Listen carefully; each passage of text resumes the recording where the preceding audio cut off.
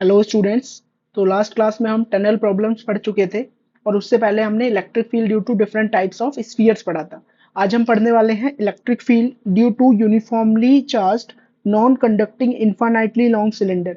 कैसा सिलेंडर है अपने पास? यूनिफॉर्मली चार्ज्ड है, बट है कैसा? वो नॉन कंडक्टिंग है, मतलब चार्ज उसके वॉल्यूम में भी एग्जिस्ट करेगा और इन्फानाइटली लॉन्ग सिलेंडर है अपने पास। और हम ये पढ़ चुके हैं कि अगर कंडक्टिंग सिलेंडर होता था तो सारा चार्ज सरफेस के ऊपर होता था, है ना। तो इनसाइड पॉइंट पे फील्ड क्या आता था? जीरो। आउटसाइड पॉइंट पे फील्ड कितना आता था? 2 k लैम्डा बाय आर, जो इनफाइनाइट वायर का फील्ड भी होता था, है ना। तो यहाँ पर भी हम निकालेंगे कि इनसाइड पॉइंट पे फील्ड कितना होगा और आउटसाइड पॉइंट पे फील्ड कितना होगा। ओके, तो वन बाय वन स्टार्ट करते हैं।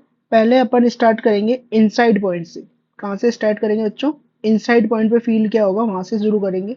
इनसाइड पॉइंट मतलब r is less than capital R, where capital R is the radius of the cylinder. ठीक है, यहाँ पे तुम्हें सिलेंडर दिखाई दे रहा होगा। सिलेंडर में अगर हम इधर देखें तो अपने पास चार्ज पर यूनिट वॉल्यूम कितना है? रो। रेडियस ऑफ सिलेंडर कितना है? आर है। इनसाइड पॉइंट पे फील्ड फाइंड करने के लिए मैं क्या करूंगा? एक गॉसियन सरफेस बनाऊंगा। किसके अंदर? सिलेंडर के अंदर। तो यहाँ पे ये ब्लू कलर का तुम्हें गॉसियन सरफेस दिख रहा होगा। मैंने गॉसियन सरफेस का रेडियस लिया है आर और इसकी हाइट कितनी ली है? एच। तो अगर मैं देखूँ ये गॉसियन सरफेस चार्ज कितना एनक्लोज कर रहा है ना। चार्ज एनक्लोज की अगर मैं बात करूँ, charge enclose by Gaussian surface, तो ये चार्ज एनक्लोज कितना हो जाएगा?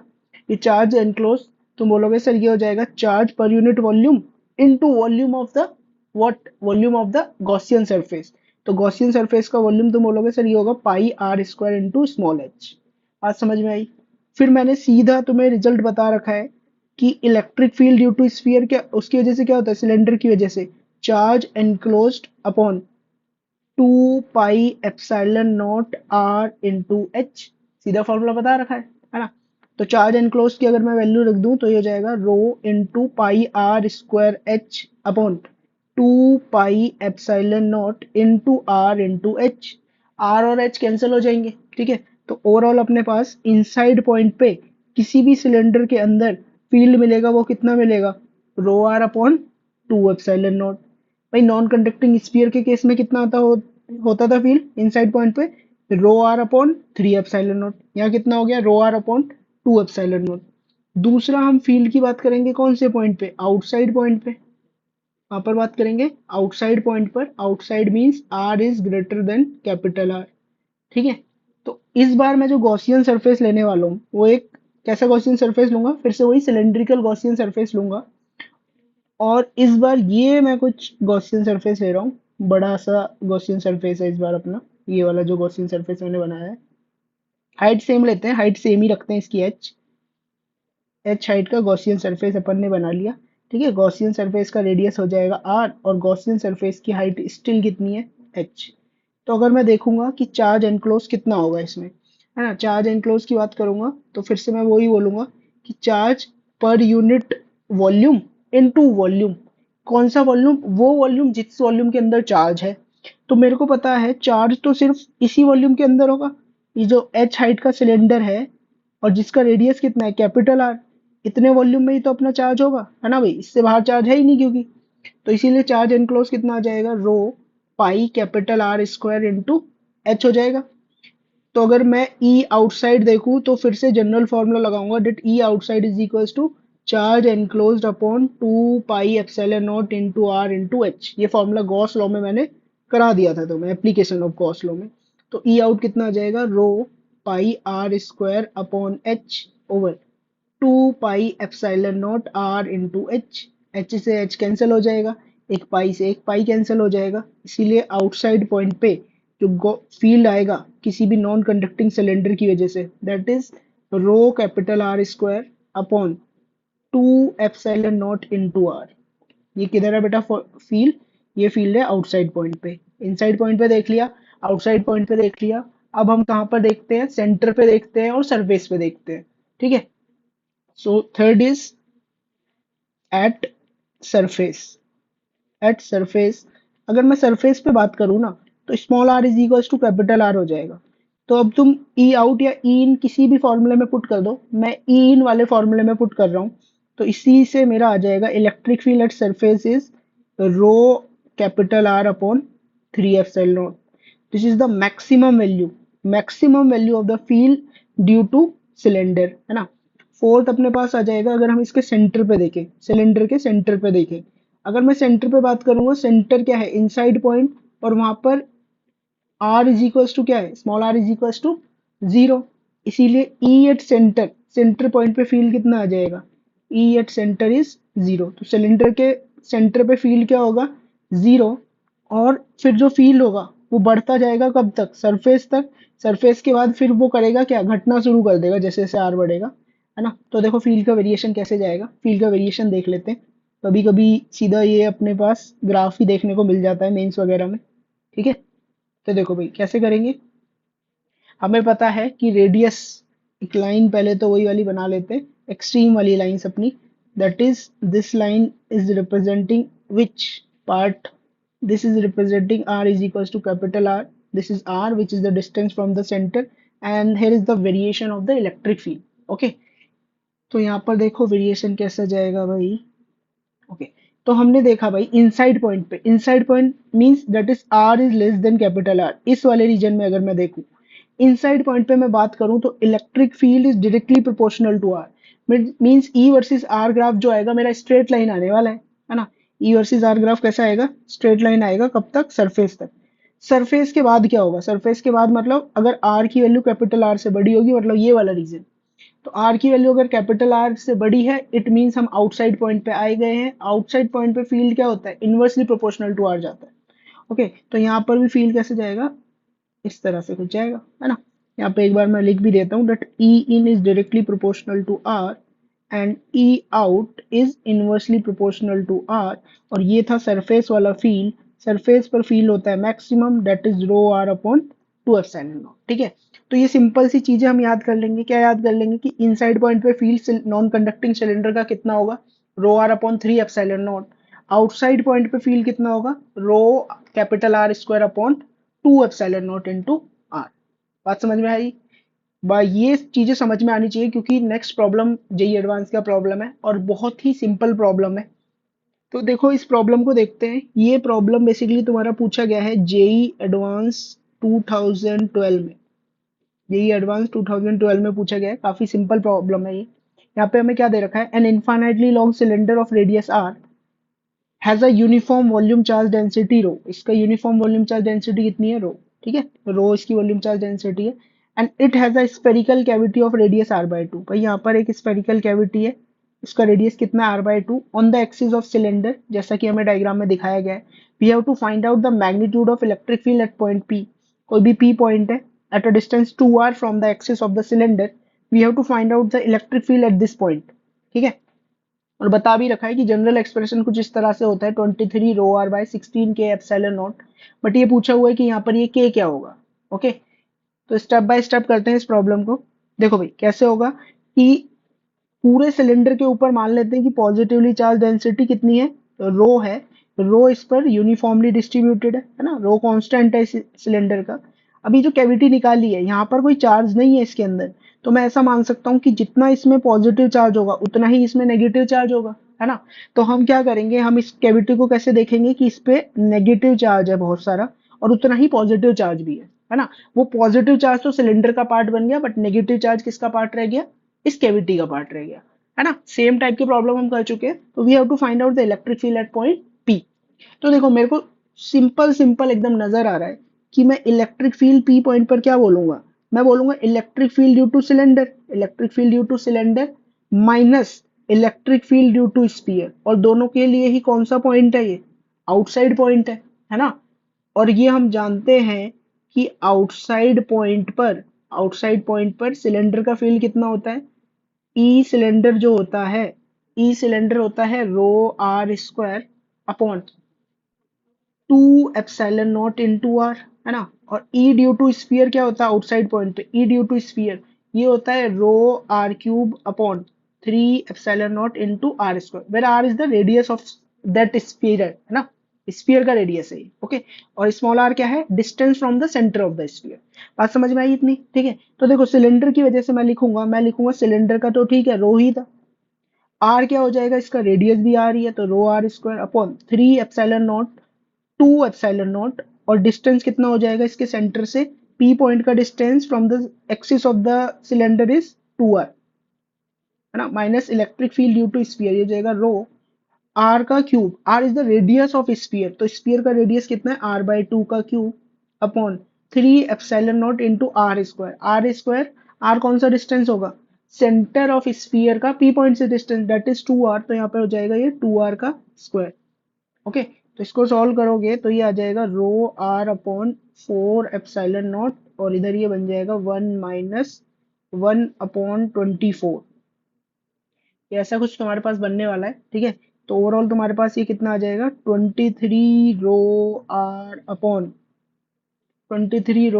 अपॉन और इधर से ये आ जाएगा तुम्हारे पास 24 × 4 एप्सिलॉन नॉट, ऐसा कुछ बन रहा है, देखो बन रहा है या नहीं बन रहा, लेकिन हमें 16 चाहिए, हमें 16 चाहिए नीचे।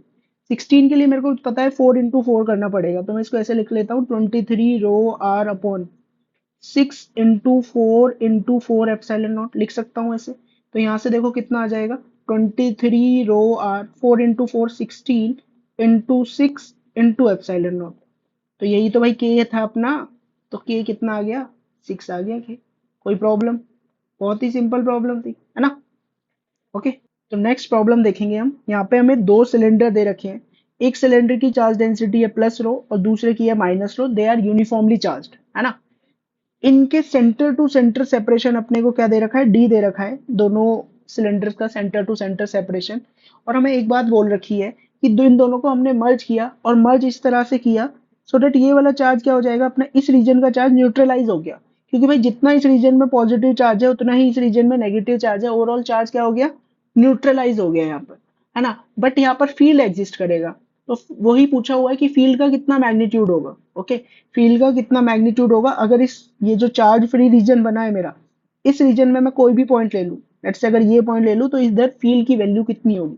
ओके, तो सेम वैसे ही स्फीयर में भी हम सेम काम कर चुके हैं। मैं क्या करूंगा कि कोई भी पी पॉइंट ले लेता हूँ भाई, मान लो ये इधर मैंने कोई पी पॉइंट ले लिया, ये ले लिया मैंने इधर पी पॉइंट, है ना। तो पी पॉइंट अगर मैंने ले लिया तो मैं देखूंगा इस पी पॉइंट का पॉजिटिव वाले चार्ज से जो डिस्टेंस है, इसके सेंटर से डिस्टेंस, है ना, पॉजिटिव वाले चार्ज से सेंटर से distance, that is r plus vector बोल देता हूँ इसको, और नेगेटिव वाला चार्ज है उसके सेंटर से डिस्टेंस, इसका बोल देता हूँ आर माइनस वेक्टर, है कि नहीं। एक चीज मेरे को दिख रही है कि अगर मैं इसमें ट्राइंगल लॉ लगा लेता हूँ, ये हो गया अपना आर प्लस और ये वाला है आर माइनस और ये है डी वेक्टर, तो मैं बोल सकता हूँ using triangle law of vector addition, I can say that d vector plus of minus r vector is equals to r plus vector, it means d vector is equals to r plus vector minus are minus vector. आज समझ में आ रही है, ये अपना D vector हो गया। तो देखो पी पॉइंट पे जो नेट फील्ड होगा, net electric field at point P, this will be due to positive charge and plus due to negative charge sphere cylinder. Okay, तो इलेक्ट्रिक फील्ड जनरल क्या आएगा पी पॉइंट पे, positive वाले की वजह से आ जाएगा rho R plus vector by 3 epsilon naught, और नेगेटिव वाले की वजह से minus rho R minus vector upon 3 epsilon naught. तो rho upon 3 epsilon naught common लोगे तो ये क्या बन जाएगा R plus vector minus are minus vector, R plus minus are minus, ये अपन ट्राइंगल लॉ से देख ही चुके हैं, तो ये कितना है rho D upon 3 epsilon naught. It means electric field in the charge free region between the two cylinders will be uniform. It means it remains constant in magnitude as well as in direction. Direction क्या रहेगी इस reason में field की, भाई इस तरह से D vector के अलोंग इस तरह से फील्ड की डायरेक्शन रहेगी, और हर पॉइंट पे इस कैविटी के अंदर या फिर इस चार्ज फ्री रीजन के अंदर फील्ड कितना मिलेगा तुम्हें, magnitude rho D upon 3 epsilon naught. इसी में एक सिमिलर टाइप का प्रॉब्लम पूछा जाता है कि भाई एक सिलेंडर था उसमें से एक कैविटी अपन ने गायब कर दी, then we have to again find out the electric field कि इस कैविटी में कितने होगा। ओके, तो देखो भाई फिर से कैसे करेंगे, मैं यहाँ पर मानूंगा कि जितना इधर पॉजिटिव चार्ज है उतना ही इधर क्या है नेगेटिव चार्ज भी है, तो ओवरऑल इस कैविटी में चार्ज कितना आ जाएगा 0 आ जाएगा, है ना। तो फिर से ऊपर वाला केस बन जाएगा कि इस कैविटी को हम मान सकते हैं ये पूरा नेगेटिवली चार्ज है और उतना ही यहाँ पर पॉजिटिव चार्ज है, but that positive charge will form the complete cylinder, वो पॉजिटिव चार्ज तो कंप्लीट सिलेंडर का पार्ट बन गया, है ना। तो फिर से मैं क्या लिखूंगा कि electric field at any point P inside the cavity will be E due to plus charge plus of electric field due to minus charge. Net electric field कितना आ जाएगा तुम्हारा कैविटी के अंदर? कैविटी के अंदर नेट इलेक्ट्रिक फील्ड फिर से आ जाएगा rho D by three epsilon naught, where D is the centre to centre separation between the cavity and the cylinder, है ना? दोनों की एक्सिस के बीच का डिस्टेंस है, ऐसे भी बोल सकते हो तुम। तो बहुत ही सिंपल केस है ना? तो देखो नेक्स्ट प्रॉब्लम हमें क्या दे रखी है। हमें एक सिलेंडर दे रखा है जिसकी चार्ज डेंसिटी कैसे वेरी कर रही है? आर के साथ वेरी कर रही है, where r is the distance from the axis of the cylinder. Okay, तो हमें बताना है इसके इनसाइड फील्ड कितना होगा और आउटसाइड फील्ड कितना होगा। सिंस अब अपना जो रो है वो कांस्टेंट नहीं बचा है, वो आर के साथ चेंज हो रहा है, तो मैं ऐसा नहीं बोल सकता कि डायरेक्ट बोल दूंगा कि ई इन क्या होगा मेरा, rho are upon two epsilon naught. ये कहना बिल्कुल गलत होगा, because this formula is derived when rho is constant. Okay, तो सर कैसे करेंगे? तो हम करेंगे एकदम बेसिक से, डेट इज गॉस लॉ की हेल्प से। तो इनसाइड पॉइंट पे पहले हम सॉल्व करेंगे। यहाँ पर सॉल्व करने वाले हैं पहले अपन इनसाइड पॉइंट के लिए। इनसाइड पॉइंट के लिए r is less than capital R, where capital R is the radius of the cylinder as shown in the diagram. Okay, तो इनसाइड के लिए पहले हम क्या करेंगे, गॉसियन सरफेस लेंगे। तो भाई मैंने एक सिलेंड्रिकल गॉसियन सरफेस ले लिया इधर, जिसका रेडियस है आर और इसकी हाइट कितनी दे रखी है एच, जैसा कि तुम्हें डायग्राम में शो किया हुआ है। ओके, तो सिलेंड्रिकल केस में मैं गॉस लॉ में पहले ही बता चुका हूँ, जब एप्लीकेशन ऑफ गॉस लॉ पढ़ा था हमने, कि चार्ज एनक्लोज कितना होता है इस केस में। इस केस में general expression for charge enclose will be rho of R into two pi R H D R. Okay, तो यहाँ पर रो ऑफ आर की वैल्यू रख दो rho naught one minus R upon capital R into two pi R H D R. अब ये integration है तो इसकी लिमिट कहाँ से कहाँ तक जाएगी? भाई लिमिट जाएगी इसकी जीरो टू स्मॉल आर तक जाएगी। गॉसियन सरफेस ने इसी सिलेंडर के अंदर का तो चार्ज एनक्लोज कर रखा है, जिसके लिए आर क्या है, स्मॉल आर के बराबर है। Okay, so the limit will be from zero to small r. अब जो जो कांस्टेंट है उन्हें बाहर ले लो, जैसे कि टू पाई रो नॉट और एच कांस्टेंट है, तो इंटीग्रेशन के बाहर ये क्या बन जाएगा, इंटीग्रेशन ये बन जाएगा r minus r square upon r into d are, है ना? किया कुछ भी नहीं है, यही वाला जो आर था इसको यहाँ वन से मल्टीप्लाई कर दिया, एक बार आर बाय आर से मल्टीप्लाई कर दिया। ओके, तो लिमिट क्या हो जाएगी अपनी, जीरो टू कैपिटल आर। तो अब सॉल्व करते हैं इसको, इंटीग्रेशन को, तो ये हो जाएगा two pi rho naught into h, और ये अपने पास बन जाएगा r square by two minus r cube upon three r. ये क्या बन गया अपना, ये बन गया अपना charge enclosed by the Gaussian surface, है ना? अब हम जनरल एक्सप्रेशन यूज कर देंगे, ट्रिक अपनी, दैट ई इनसाइड क्या होता है, charge enclosed upon two pi epsilon naught r into h. यही जनरल एक्सप्रेशन होता था, है ना? तो पुट कर दो, ये हो जाएगा two pi rho naught into h upon two pi epsilon naught are into h. ये बनेगा r square by two minus r cube upon three r. तो देखो ओवरऑल क्या बन गया ये साइड, रो टू पाई और एच तो कैंसिल ही हो जाएंगे, rho upon epsilon naught r by two minus r square upon three r. ये हो गया ये इनसाइड, है ना? अब क्या निकालेंगे, for r greater than capital R अपने को फील निकालना है। For r greater than capital R field निकालना है, मतलब आउटसाइड पॉइंट पे फील निकालना है। आउटसाइड पॉइंट पे फील निकालने के लिए क्या करेंगे, फिर से एक गॉसियन सरफेस लेने वाले हैं। इस बार अपन गॉसियन सरफेस क्या लेंगे, थोड़ा सा बड़ा लेंगे, बड़ा इन द सेंस कि इस तरह से कुछ लेंगे। ये जो गॉसियन सरफेस मैंने बनाया, इस तरह से गॉसियन सरफेस हम लेने वाले हैं इस बार। ये अपना गॉसियन सरफेस रहने वाला है, और इसकी हाइट क्या ली है, इसकी हाइट वाइट मैंने सेम ही ले रखी है। लेट्स से इसकी हाइट भी कितनी है, एच है, और इसका सेंटर से डिस्टेंस, एक्सिस से डिस्टेंस अगर हम देखें सिलेंडर की, that is small r, but यहाँ पर स्मॉल आर क्लियरली दिख रहा है, वो कैपिटल आर से बड़ा है ना? अब मैं अगर बोलूंगा कि चार्ज एनक्लोज कितना होगा, तो तुम बोलोगे सर चार्ज एनक्लोज तो इस बड़े वाले सिलेंडर के अंदर ही होगा, मतलब ये जो सॉलिड सिलेंडर है सिर्फ इसके अंदर ही होगा, है ना? इस रीजन में तो कोई चार्ज ही नहीं है, इस रीजन में कोई चार्ज ही नहीं है, तो चार्ज एनक्लोज कहाँ से ही आएगा?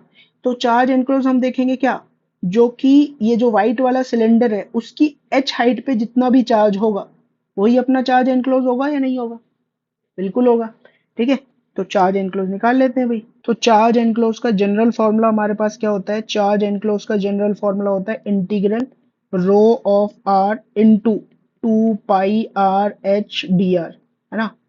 तो यहाँ से जो रो ऑफ आर है वो अपने को दे रखा है rho naught 1 - small r by capital R into 2 πr h dr। और आर की लिमिट कहाँ से कहाँ तक जाएंगी, 0 टू कैपिटल आर तक। तो जो कांस्टेंट है उनको बाहर निकाल लो, जैसे 2 π ρ0 h बाहर आ जाएगा। और फिर जब तुम पूरा इंटीग्रेशन को सॉल्व करोगे और लिमिट वगैरह रखोगे, तुम्हारे पास ये आएगा r² bye 2 minus r³ bye 3, r² bye 3 ये आएगा। ओके, तो यहाँ से ये क्या हो जाएगा, ये हो जाएगा 2 π ρ0 into H and this will be r² upon 6। ठीक है, तो ई आउट देखो, ई आउट कैसे लिखेंगे, ई आउट इज इक्वल्स टू, भाई जनरल फॉर्मूला तो यही बोलता है charge enclose upon 2 π ε0 r into H. Charge enclose कितना है, 2 π ρ0 into H into r² upon 6, और नीचे क्या है अपने पास 2 π ε0 r इंटू एच। ठीक है, तो देखो ये क्या आ जाएगा, 2 π एच कैंसिल, तो हो गया ρ0 r² अपॉन 6 ε0 इंटू आर। तो ये ई आउट का फॉर्मूला हो गया। ओके, आई होप जो भी पढ़ाया मैंने वो तुम्हें एकदम अच्छे से समझ में आया होगा। ठीक है, so please support the channel for such awesome content. Thank you for watching.